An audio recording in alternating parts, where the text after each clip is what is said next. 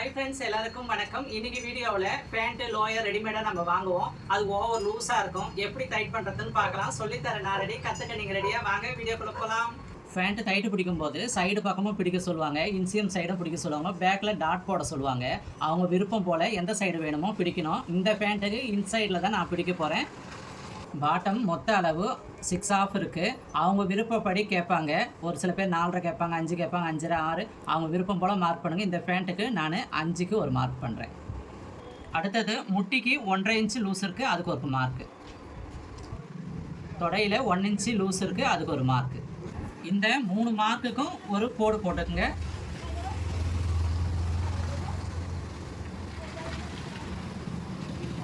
இதே அளவில் இன்னொரு காலுக்கு நீடில் ஹோல்ஸ் போட்டோ இல்லை மார்க் பண்ணியோ அப் அண்ட் டவுன் இல்லாத மார்க் பண்ணிக்கோங்க. இந்த மார்க்கு மேலேயே தையல் போட்டுக்கலாம்.